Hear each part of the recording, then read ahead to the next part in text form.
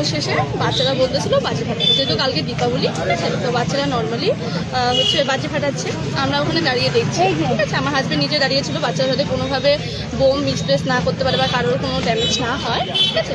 হঠাৎ করে এসপি সাহেব সাথে ওনার 4-5 জন লোক নিয়ে উইদাউট ইউনিফর্মে, নর্মাল হাফ প্যান্ট, স্যান্ডো গেঞ্জি, মাথায় ফাট্টি করে এসে কোনো কথা বলা নেই, কিছু নেই, বেধড়ক না, ঠিক আছে।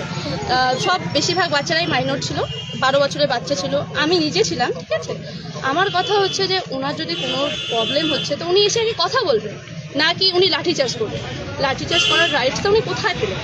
আর উইদাউট ইউনিফর্ম, উইদাউট লেডি কনস্টেবলে উনি কী করে আমাকে গায়ে হাত দেবেন? আমি তো একজন মহিলা মানুষ না, আমি ওখানে কিছু করছিলাম, আমি জাস্ট বোম ফাটানো দেখছিলাম ওখানে দাঁড়িয়ে দিলে, ঠিক আছে।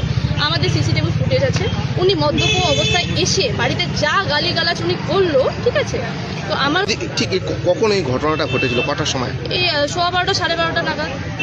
ওনাদের থেকে বলা হচ্ছে এসপি অফিস থেকে যে বারবার আপনাদেরকে নাকি একাধিকবার বলা হয়েছে। কোনো কেউ নেই, সবাই ছিল, এই যে সাক্ষী ছিল, ঠিক আছে। আমার কথা হচ্ছে সাক্ষী ছিল, এই যে ওনারাও তো ছিলেন। যদি আমাদেরকে ডাকা হতো বা বলা হতো তাহলে আমরা কেন শুনতাম না? উনি কি গেছিলেন এর আগে? উনি কি সামনে গেছিলেন বা কাউকে পাঠিয়েছিলেন যে তোমরা এই করো না বা এই করো? কেউ বলেছেন? কোনো প্রুফ আছে? আমাদের কাছে সিসিটিভি ফুটেজ আছে, আমরা এভিডেন্স নিয়েই কথা বলছি। গতকাল হচ্ছে কুচবিহারের একজন মহিলা বিশিষ্ট আইনজীবীকে পুলিশ বেধড়ক মারধর করেছিল গত কালী পূজায় শব্দবাজি ফাটানোকে কেন্দ্র করে। আমরা দেখেছিলাম কুচবিহার শহরের বিভিন্ন জায়গায় দেদারসে শব্দবাজি ফেটেছে, সেখানে পুলিশের কোনো ভূমিকা আমরা দেখতে পারিনি। কিন্তু পুলিশ সুপারের বাংলোর সামনে কিছু মানুষ নাকি শব্দবাজি ফাটিয়েছে, তার পরিপ্রেক্ষিতে আমরা বিভিন্ন সোশ্যাল মিডিয়া এবং টিভিতে দেখতে পেলাম যে একজন খালি পায়ে হাফ প্যান্ট পরে, সেন্ডো গেঞ্জি পরে, মাথায় ফেটটি বেঁধে একজন কুচবিহারের বিশিষ্ট মহিলা আইনজীবীকে পেটাচ্ছে। কুচবিহারবাসী হিসাবে সেটাও আমাদের দেখতে হলো। তারপরে আমরা কি শুনতে পেলাম? আমরা শুনতে পেলাম সেই রেলঘুমটি এলাকা থেকে নিরীহ 10 জনকে, তার মধ্যে একজন মহিলা আইনজীবী, পুলিশ গ্রেপ্তার করে আজকে আদালতে পাঠিয়েছে এবং পুলিশ তাদের 7 দিনের রিমান্ড চেয়েছে।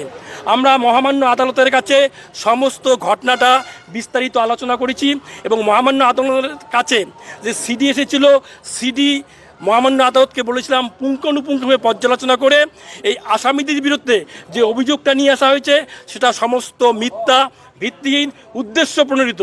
শুধুমাত্র ভিডিওতে আমরা যেটা দেখতে পেয়েছি, স্যান্ডো গেঞ্জি পরা, হাফ প্যান্ট পরা, মাথায় ফেটটি পরা একজন সমাজ বিরোধীকে বাঁচবার জন্য পুলিশ উদ্দেশ্য প্রণোদিতভাবে এই মহিলা আইনজীবীকে হয়রানি করবার জন্য এই মামলার দিয়েছেন।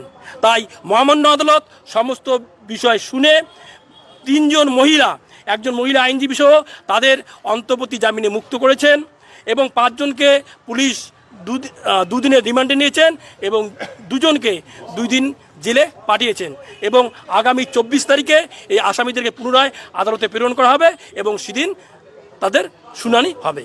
কি কি মামলা দেওয়া হয়েছে? এখানে পুলিশ যেটা মামলা দিয়েছে যে এরা হচ্ছে রাস্তা অবরোধ করেছে, কিন্তু আমরা রাস্তা অবরোধের কোনো ধারা এই মোকদ্দমায় দেখতে পাইনি। পুলিশ মামলা দিয়েছে এরা নাকি খুন করবার উদ্দেশ্যে ওখানে জড়ো হয়েছিল এবং কিছু পুলিশ কর্মীকে মারধর করেছিল, সরকারি কাজে বাধা দিয়েছিল এবং পুলিশের গাড়ি ভাঙচুর করেছিল।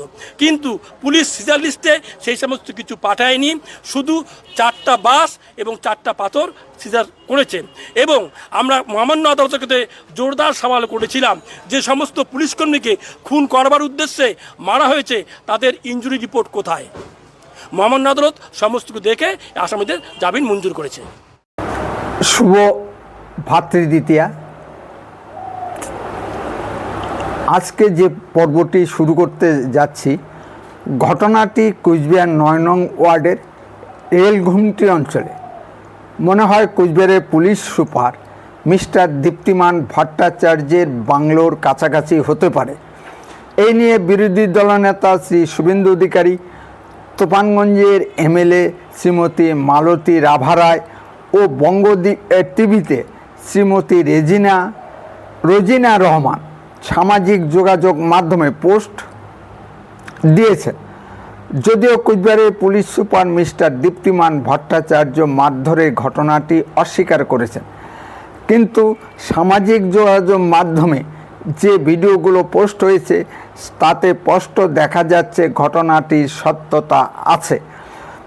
পুলিশ সুপারের বক্তব্য থেকেই স্পষ্ট দেখা যাচ্ছে রাত্রি 1টা পর্যন্ত ব্যাপক হারে নিষিদ্ধ বাজি ফেটেছে এবং সারা রাত্রি তারস্বরে মাইক বেজেছে।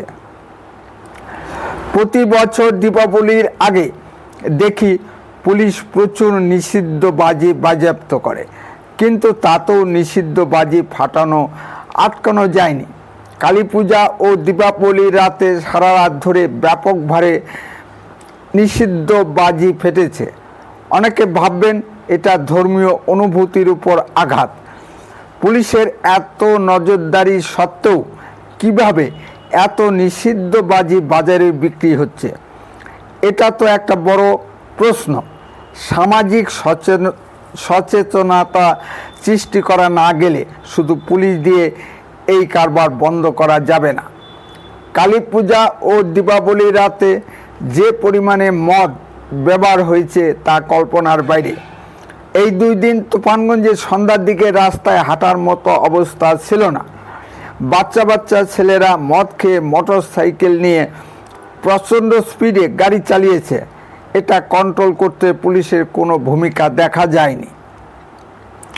গত বছর দীপাবলির রাতে আমাদের তুফানগঞ্জের মদ বিক্রির একটি পরিসংখ্যান শুনেছিলাম। এক রাতেই নাকি তুফানগঞ্জ কামারপট্টির দোকান থেকে 4 কোটি টাকার মদ বিক্রি হয়েছিল। এবারে পরিসংখ্যানটা অবশ্য জানা যায়নি। আমাদের পশ্চিমবঙ্গটা চলছে মদ বিক্রির শুল্কের উপরে। পশ্চিমবঙ্গ সরকার ফরমান নাকি প্রতি 10,000 জনসংখ্যা পিছু একটি করে মদের দোকান খুলতে হবে।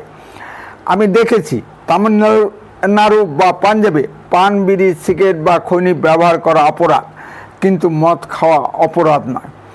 মদের মহিমা এত অপার যে সৌদি আরবের মতো বিভিন্ন মুসলিম প্রধান দেশে মদ ব্যবহার করার পারমিশন দেওয়া হয়েছে। মুসলিমদের পবিত্র ধর্মগ্রন্থ কোরআনে নাকি লেখা আছে মদ খাওয়া হারাম, কিন্তু আশেপাশের মুসলিমদের দেখছি মুসলিমরাও ব্যাপকভাবে মদ ব্যবহার করছেন। সৌদি আরবের মুসলিমরা মদ খাওয়ার জন্য ছুতো খুঁজে বের করেছে। কোরআনে নাকি লেখা আছে মাটিতে বসে মদ খাওয়া হারাম, কিন্তু শূন্যে বসে মদ খাওয়া হারাম নয়। তাই সৌদি লোকেরা শূন্যে মানে প্লেনে বসে মদ খায়। তাদের তো টাকার অভাব নেই। আমাদের হিন্দু শাস্ত্রেও মদ ব্যবহারের উল্লেখ পাওয়া যায়। দেবতারাও সম্রাজ বা কারণ সুধা পান করতেন। কালী মাতাও নাকি কারণ সুধা পান করতেন। এদিকে কিন্তু মদ ব্যবহারের ফলে বুদ্ধি আচ্ছন্ন হয়ে যায় এবং সংসার ধ্বংস হয়ে যায়, সেদিকে কারো খেয়াল থাকে না। এই মদের কারণে কত পরিবার যে ধ্বংস হয়ে যাচ্ছে সেদিকে কারো খেয়াল নেই। গরিব মানুষ সারাদিন কাজ করে যা উপার্জন করে তার 90% মদ খেয়ে বাকি 10% টাকা দিয়ে বাড়ির জন্য খরচ নিয়ে যায়। শাসক দল তৃণমূল কংগ্রেসের মদতে গ্রামে গঞ্জের আনাচে কানাচে নদীর ধারে সন্ধ্যার পর মদের আসর বসে যায়। যদি দেখতে চান তবে মারগঞ্জে আলধা বাজারে পূর্ব দিকে বাঁধের উপর কুপি জ্বালিয়ে মদের আসর বসে যায়। পুলিশ ও হোমগার্ডরা মাঝে মাঝে গিয়ে টাকা তুলে নিয়ে আসে। সুতরাং সমাজে মদ চলবেই, বন্ধ করা সম্ভব নয়। একবার ঝাড়খণ্ড রাজ্যে আইন করে আদিবাসীদের মদ অর্থাৎ হারিয়া খাওয়া বন্ধ করে দিয়েছিল সরকার। ফলে ব্যাপক গণরোষ সৃষ্টি হয় এবং সরকারের পতন হয়। ঝাড়খণ্ডের আদিবাসীরা মনে করে মদ বা হারিয়া দেবতার প্রসাদ। সুতরাং সামাজিক সচেতনতা ছাড়া মদ ব্যবহার বন্ধ করা অসম্ভব। উত্তরে কণ্ঠ সর্বদাই বাস্তব ও সত্য কথা বলে। আরও এই ধরনের ভিডিও পেতে দয়া করে এক্ষুনি চ্যানেলটিকে সাবস্ক্রাইব করুন, বেল আইকনে ক্লিক করুন, আপনার মূল্যবান মতামত কমেন্টে লিখুন। বন্দে মাতরম, ভারত মাতা কি জয়।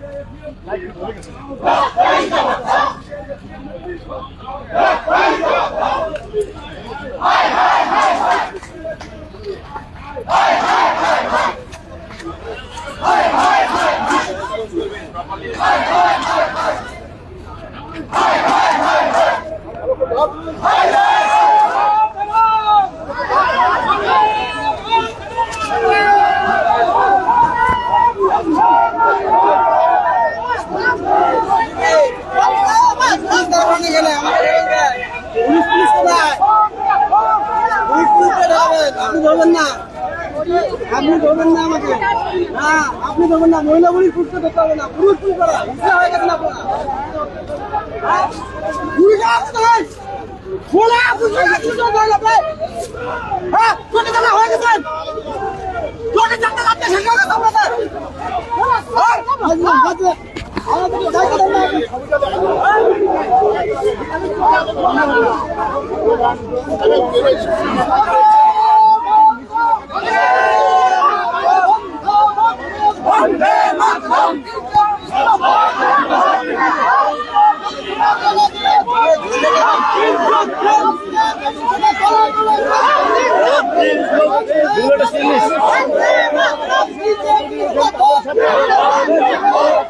উত্তরবঙ্গে একের পর এক বিজেপি বিধায়কদের উপর আক্রমণের ঘটনা এবং তুফানগঞ্জ বিধানসভা বিজেপি বিধায়ক মালতী রাওয়া রায়কে ঘিরে বিক্ষোভ এবং বিজেপি কর্মীদের মারধরের ঘটনা। আজ কিন্তু কোচবিহার ডিএম অফিসে কিন্তু একটি বিজেপির স্মারকলিপির প্রধান কর্মসূচি ছিল। সেই কর্মসূচি কিন্তু ইতিমধ্যে আমি উত্তরের খবরে